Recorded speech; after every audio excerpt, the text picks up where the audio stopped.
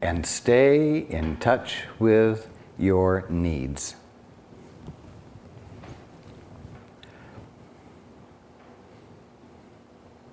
Be aware of what your specific needs are so that you can say, okay, the rent has to be paid on the 15th.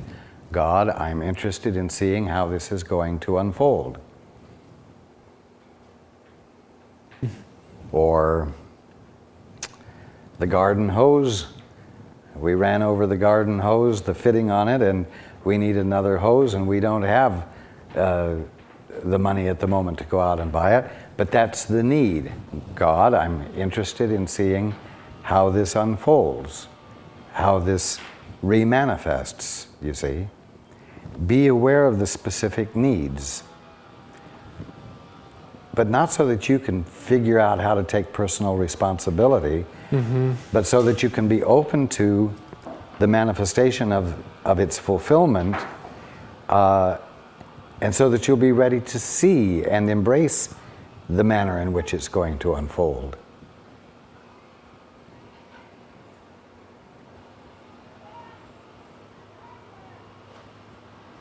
Yeah, that's where so I need to resist that temptation to go back into the avenue of carpentry to meet the need, or is that... No, no, you don't need to resist it, but you will be shifting out of it. So don't hold on to it. Okay.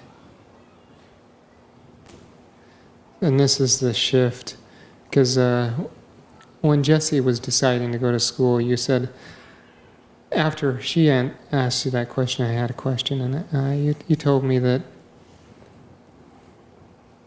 her having given herself permission to pursue school for herself would then inspire me to allow myself to open up to what I truly desired, which still seems to be out of my perception. Is there any hints or anything you can give me? No, I cannot. Okay. But it's coming forth. Okay. So I'm on track. Yes, you are. Okay. Is that all I need to know? It is all you need to know. Great.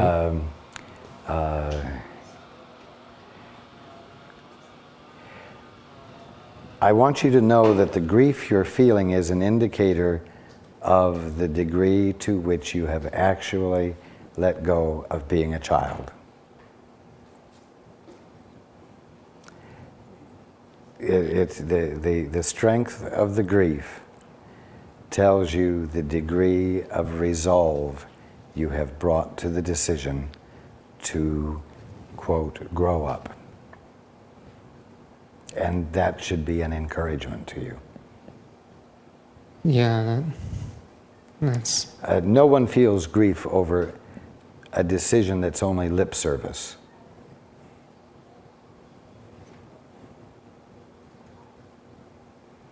Yeah, I felt pretty deep. Yes. Okay, thank you. You are welcome. Hands. Right here on the end. Yes.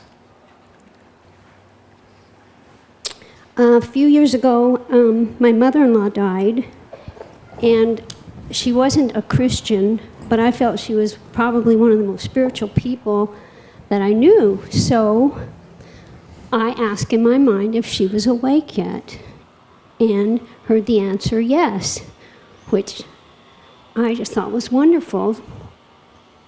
But it kind of led me to start, if I knew someone who had died, movie stars, famous people, my family, it just runs through my mind to say, well, is he awake or is she awake? And I still hear yes, no, and I'm going somewhere with this, okay? So lately, I had this kind of thing I had to do that was hard, and all day long I was thinking about my friend from childhood that was such a close friend. So I asked if she was awake, and heard yes. And it just seemed like maybe she'd come to spend this hard day with me. And then I think it was yesterday, I asked if my dad was awake and heard that he was. And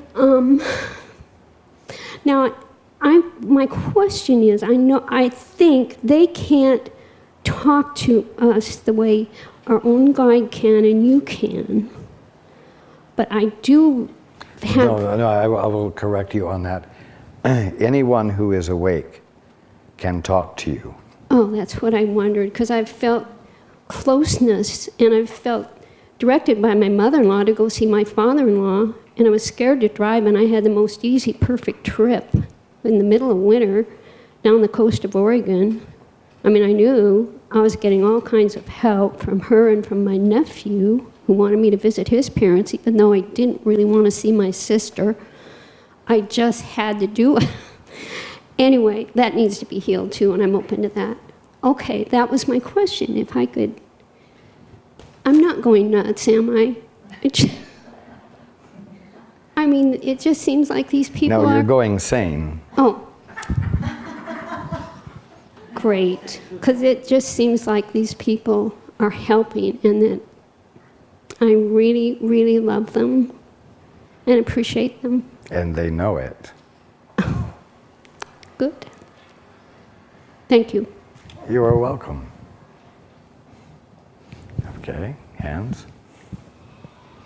Right here in the front. I just want to start by saying that I love you a lot, Raj, and I'm not always with you, but I try. I have a question. You're always with me. You're just not always paying attention.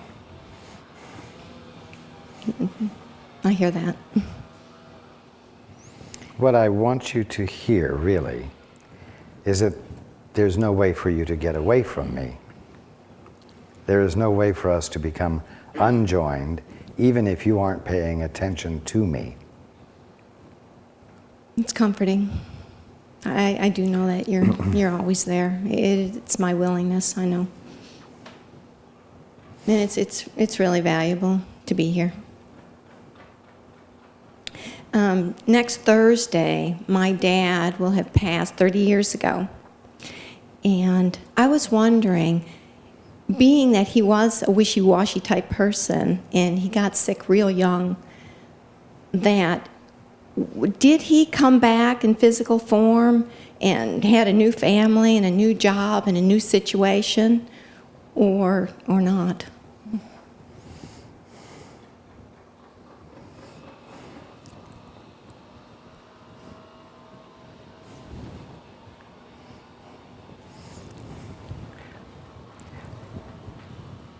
Why do you ask it in the context of his having been a wishy-washy person?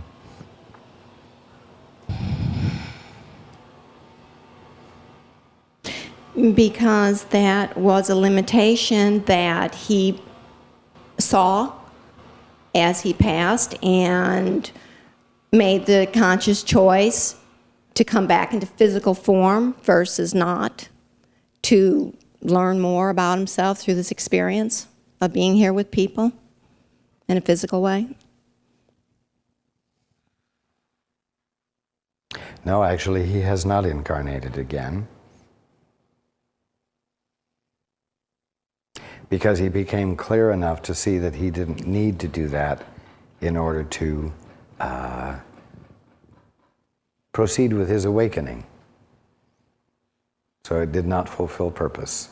I had a near-death experience. I remember making a conscious choice, so I thought at the time, to come back, because it was an experience where it's such a fine line between being totally sane and totally insane. And if we just tweak it ever so much, we're all just awake.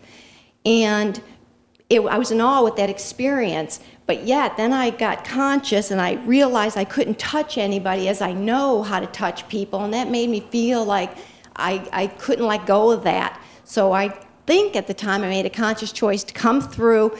And it was very loud, and I woke up, and the nurse was sitting there, and it was like, oh, I was back. Was that true? Yes, it was. Okay. And I know that we don't touch each other like this. It's nothing like this.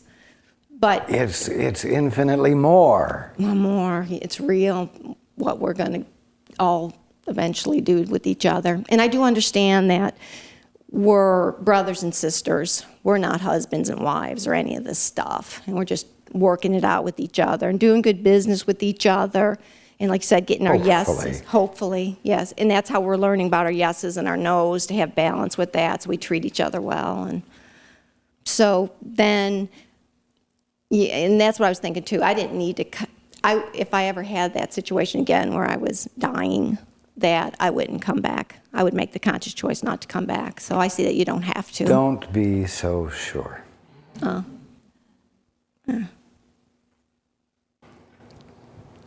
So you never know until you're actually there. That's right. Okay. Okay.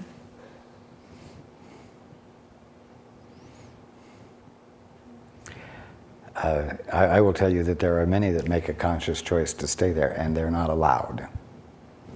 So you are not in charge. Yeah. The only thing you can decide to do is to yield to God. And whether you decide to or not, you will. I hear that. I hear that. And that's good. That's a good thing. It is.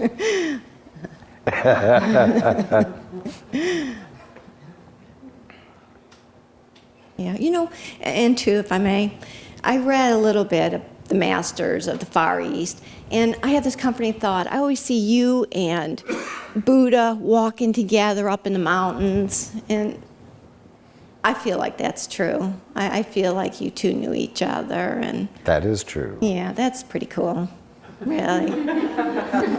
I walk with a lot of other people too. I bet you do, and you know, there's so much. I want to be one of the Some boys, just or like however you want to say it. Some just like you.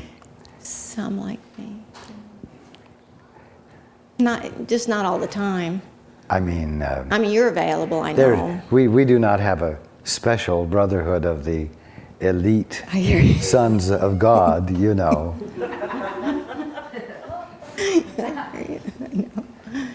You know, sometimes I see it that way, like I'm an outsider in a way, but I know that's Of course not true. you do. Everyone does who isn't awake. Their choice to be different has given them, all of you, an experience of being on the outside of everything instead of in the middle of it, or instead of it all being in the middle of you.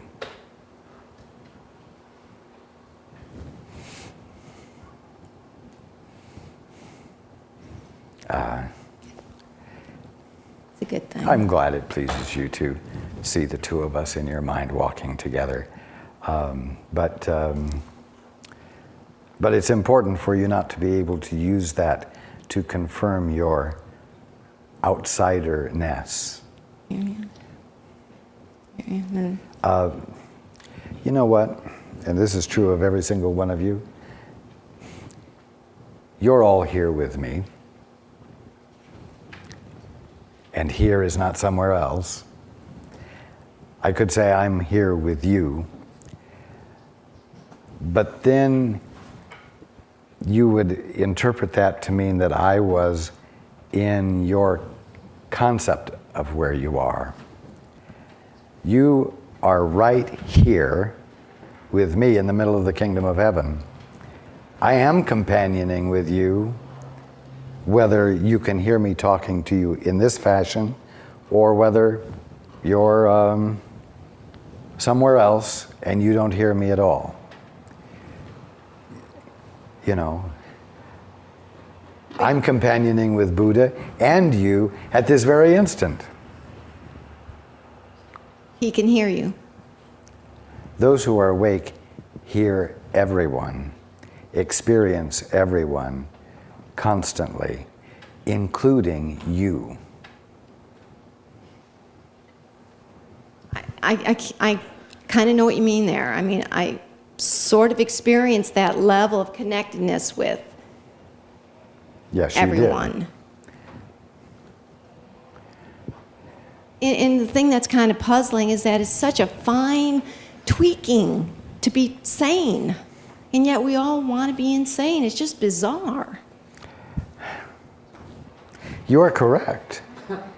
You are correct. So much work. And that's why I continually convey that it's not difficult to wake up. And that's why I encourage everyone to be curious, to see the more of reality right here in the leaves or right here in the glass, right there in each other. Because it's just a little tweak. And that's why I say it's not hard work and you don't have to earn it. All you have to do is become curious. Open your mind a little bit. And don't imagine that it's going to be hard. And it's just loving Abba. I mean, it's like just in your heart always. It just seems from that book, that Ancient Memories, that you always loved Abba, and you would, supposedly the book said that as a boy that you didn't fit in with the other boys, that you went off to the side and would commune with God, and God was the most important thing to you. And then you got kind of, irksome. Not always, but a lot. And your mother would always look at you and say, "Are you the one? Is it you?" And you'd say, "Abba, she's pressuring me, sort of. Am I? Give me a sign." And then it was with John the Baptist. I was just going to say that a lot of it was propelled and promoted by my mother. Yes.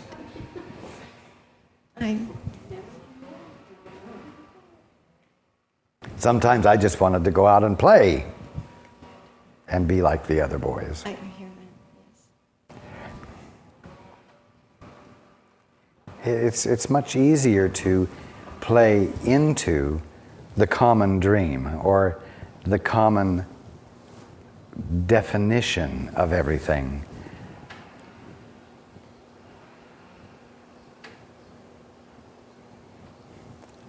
But remember that it's just a little tweak to not be in the dream any longer.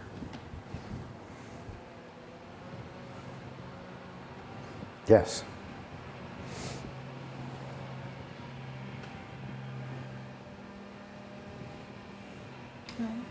Okay. Thank you. You're welcome.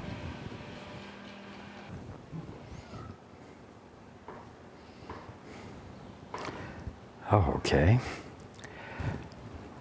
If I may.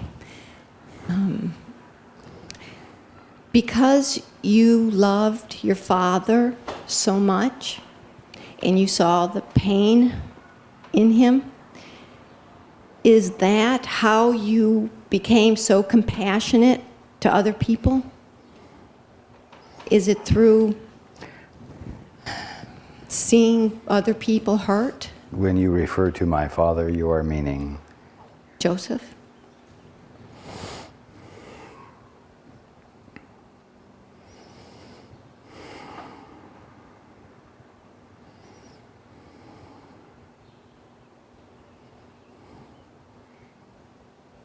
No.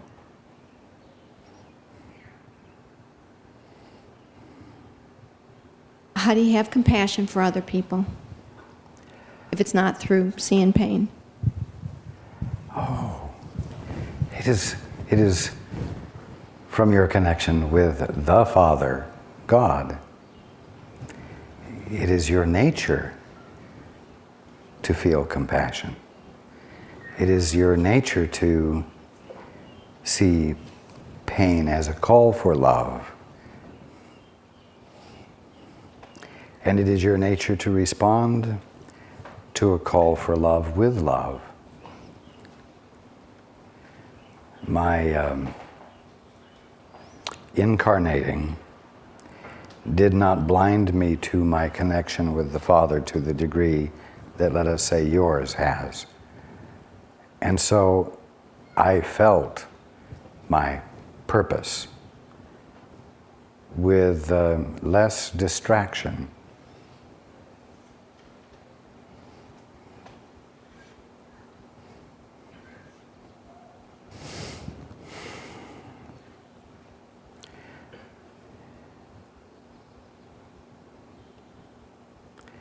And I would caution you to remember that those who don't seem to be suffering pain are in as much need of love as those who are. Sometimes those who seem to have it good are neglected.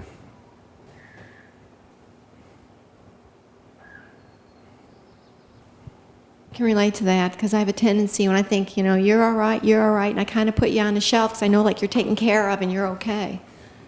Thank you. Instead of seeing love as a gift that you dish out,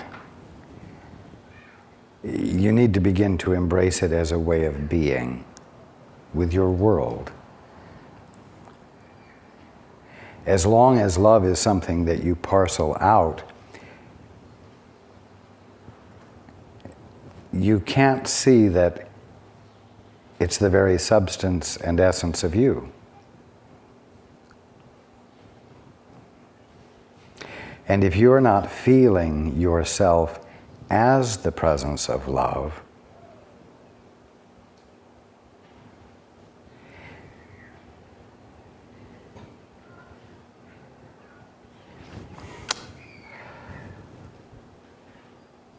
and if you don't know that that is your function or purpose for being,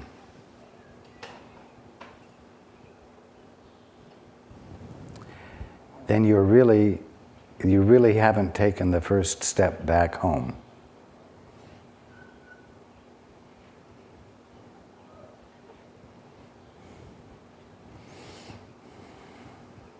And that's why all, quote, spiritual messages convey to mankind to love one another.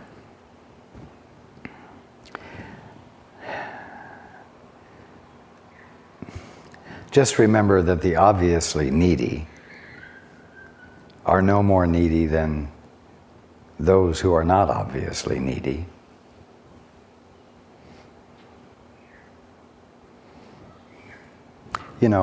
If I ask you in your life, what do you need? What are you in need of? If I ask any of you, you are likely to tell me of the things you don't have. But you don't realize that you need all the things you already have as well. If they were taken away from you, they would be added to your list. So be aware of your neediness. Not in the sense of being poverty-stricken, but in the sense that absolutely everything is some essential aspect of your being, is some essential part of the wholeness of you. And don't forget that, or to that degree you will be neglecting yourself. You see? I hear that. That's really good. Thank you. You're welcome. Okay. Hands. Right behind you here. I want to ask about listening to guidance, specifically myself, my experiences of it. I don't feel like I hear words in my mind. I feel things. And I don't know if I'm ever... Paul does too. I am communicating meanings that have feeling to them, and they spontaneously elicit words, but I am not saying words to Paul. I do know how to elicit words from Paul by using certain meanings. Is that what I'm feeling? That is what you are feeling. Sometimes when I'm talking, I don't know where those words came from. Is that? It isn't like I thought in of most those words. instances, you are hearing in those cases. And that's accompanied by a certain feeling in my body. I feel different when that Yes. happens. So I can trust that. You can. And I don't meditate very often. And when I do, I enjoy it. I guess I'm wondering, should I do it more often? It would be helpful to do it more often, yes. But not necessary.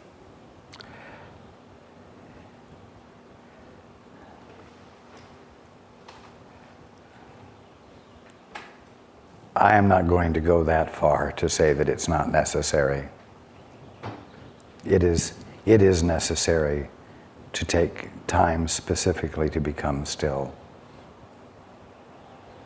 Else you cannot remember what it is like not to think. So the little blank times driving doesn't count? That's correct. Okay.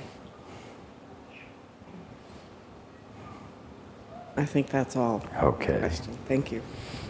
Hands in the back.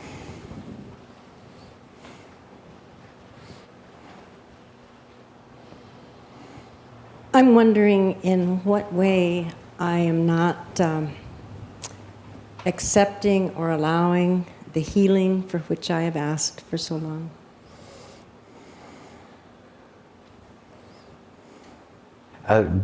Disbelief. Let us say the difficulty of believing that it could really happen. But you know what? Your healing doesn't depend upon your belief or your disbelief. And I really do want to encourage you to remember this dream you spoke of. And when you are in touch with the feeling associated with the dream, I want you to say, I want you to say the words, I'm willing to receive my healing, and let it go. This is not to become a project, it's not to become work, it's not to be said with firmness or in order to make it more powerful. But while you are in the remembrance of the love that you felt, I want you to simply acknowledge that you're willing to receive the healing. I sense that possibly I have been trying to be responsible for the healing. Is that correct? Yes. Yes. You have to let the healing occur. You can't make it occur. The only thing any of you can seem to do is to create the situation you need healing from. When you abandon efforting and you abandon attempts to control healing into your experience, and you are willing to stand in receipt of a gift of healing, especially when you have a way to connect with the feeling of love that you do, then you're less in the way and you are less actively creating the energy from which you need healing. And the Father can facilitate the gifts registering with you. The gift apostrophe S, registering with you. And also